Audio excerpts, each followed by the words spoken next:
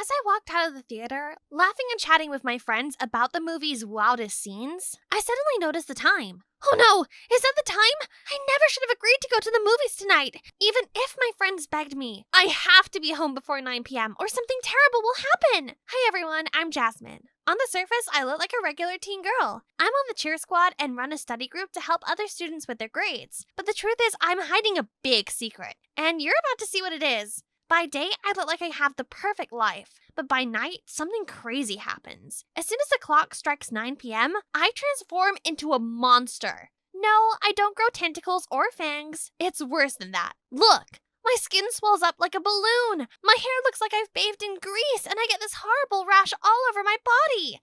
It's so itchy. The only thing that soothes it is this cream, but it makes me look like a smurf. My condition has impacted my entire life.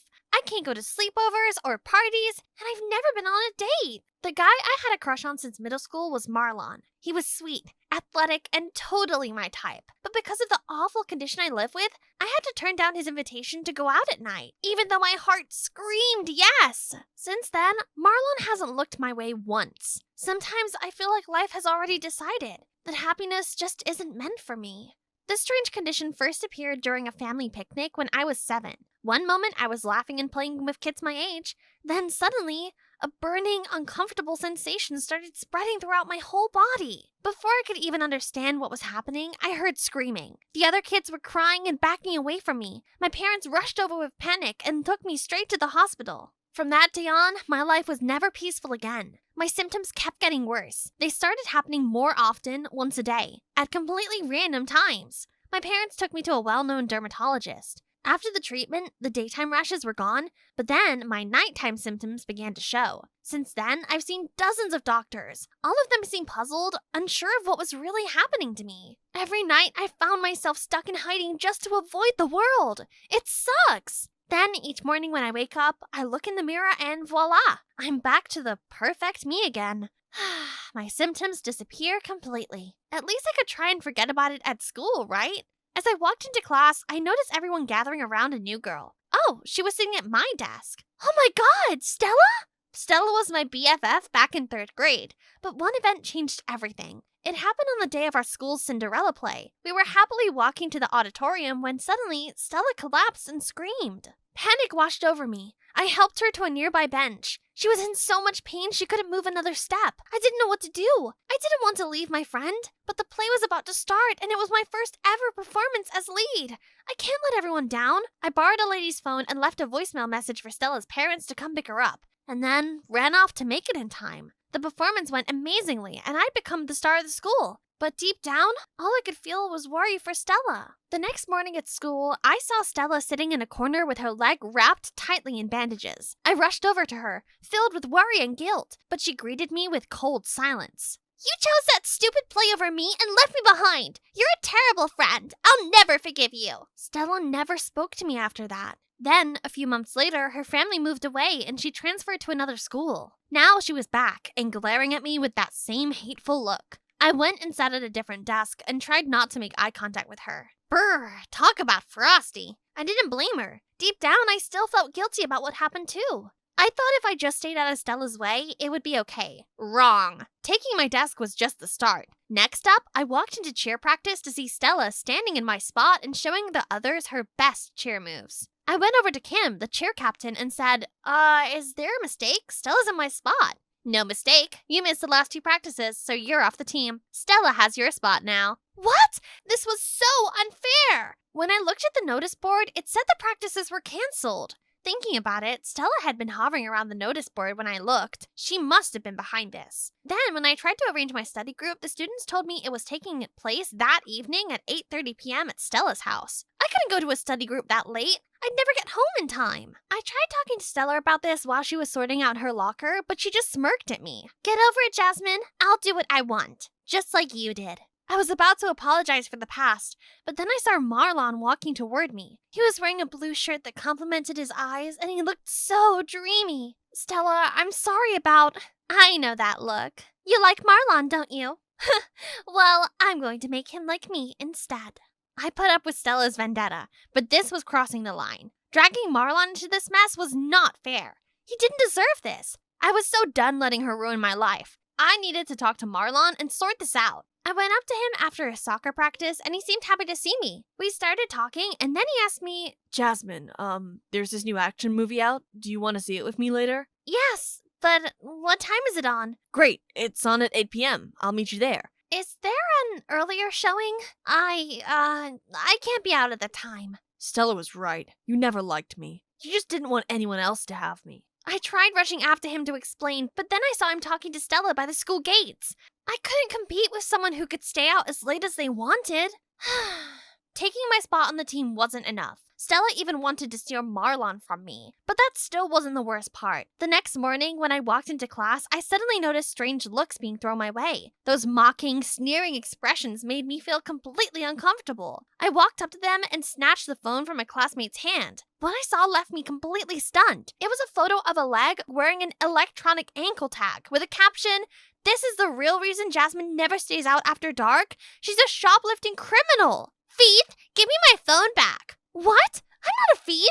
I was sure Stella was behind all of this. I wasn't going to put up with it any longer. So I decided to confront her and make everything clear. Why did you make up lies about me? What's wrong, Jasmine? Don't Mommy and Daddy let you stay out late? Yes. No, I can go out when I want. Prove it. Come to Kim's party later. But you better not steal anything. And the whole group started laughing out loud. I didn't have much of a choice. If I didn't go to Kim's party, then everyone would think the rumors were true. But if I did go and didn't leave in time, they would see the real me. I just had to make sure I left well before that happened. I arrived at the party at 8 p.m., figuring I just needed to show my face and then this would stop the rumors. I just couldn't relax and kept on looking at the time. The whole situation felt uncomfortable, and to make it worse, I needed the bathroom. But of course, there was a huge line. When I went to leave the bathroom, disaster. It was stuck shut. I started banging on the door and shouting for help, and then I heard a familiar voice. Seems the bathroom's out of order. Shame. Stella had locked me in there. I panicked. I couldn't have everyone see me in my monster form. I had to get out of there. I looked around for an option and saw the tiny window leading outside. Luckily, it was on the ground floor, but getting through it was a tight squeeze. I fell face first into a bush and was covered in brambles. I quickly got up and started running away, but my face swelled up. My skin turned itchy and I saw my greasy, gross hair. Ugh! It was 9 p.m.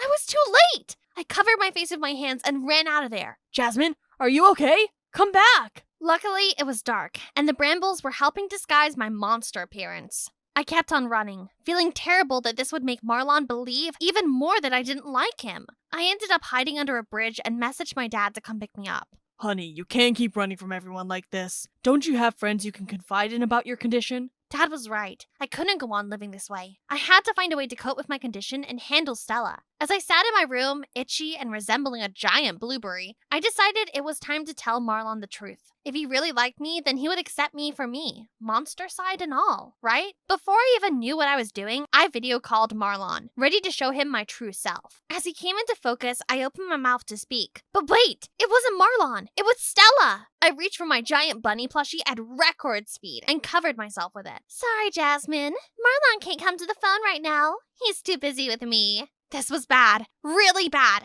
I felt so down and depressed about everything. Was it true?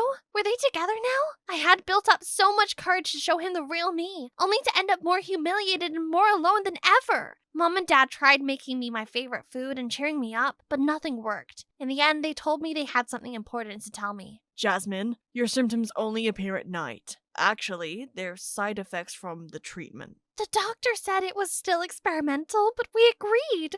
Because we just wanted to save you. You're all liars! I felt so betrayed by them that I stormed out of the house, even though it was 10 p.m., and I looked like a monster. I'd walked 10 blocks when my anger faded and my panic set in. I needed to get home and hide before anyone I knew saw me. I saw our car slow down next to me and tried to walk quickly. The window rolled down, and to my horror, I saw Stella's smug face peering at me. Ew, you look gross. What's wrong with your face? Guess this is payback for leaving me on the side of the road so you could shine a Cinderella. Look at you now. You're an ugly stepsister. I fought back tears as I carried on walking. I didn't want to say anything to Stella. I just wanted to get home. Get in, Jazz. Let's go somewhere we can talk in private. When I glanced at Stella, she was scowling. Her face twisted with anger as she watched our car drive away. Marlon took me to this beautiful, secluded lake. Even though I looked like a mess, he sat beside me and listened as I opened up about everything. My condition, the reason I kept my distance, and the messy fallout with Stella that turned her against me. Jasmine, you were a kid who made a tough choice. Stella has no right to treat you the way she does. I don't care if you look different at night. In my eyes, you're the prettiest girl I've ever seen. Suddenly, he was leaning in closer to me and we kissed. Wow, it was magical. At that moment, I didn't feel like a monster. Instead, I felt like the most beautiful girl in the world. Will you be my prom date? Yes, I do!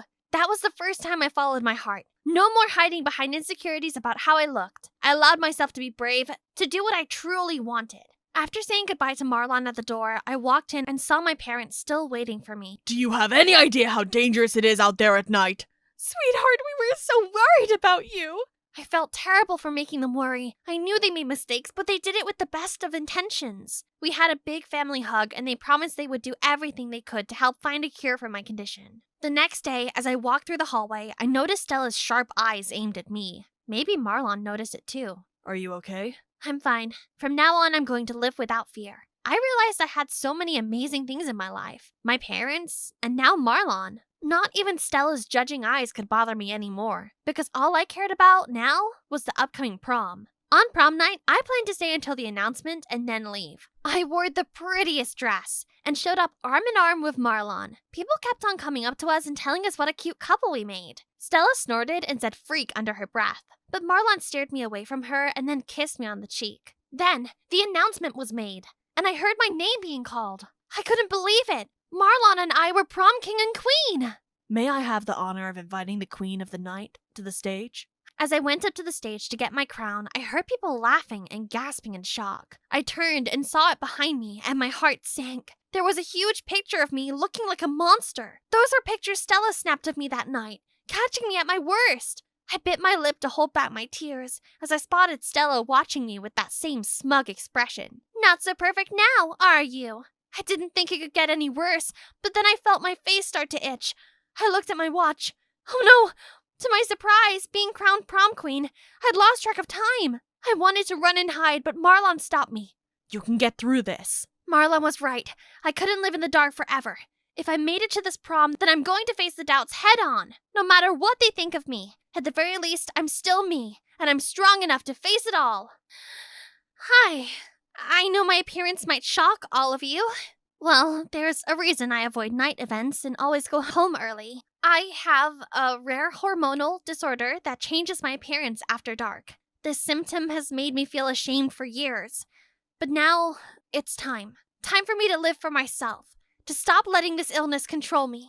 Right after my speech, the entire room fell silent. Then, one by one, everyone stood up, clapping and cheering for me, except Stella.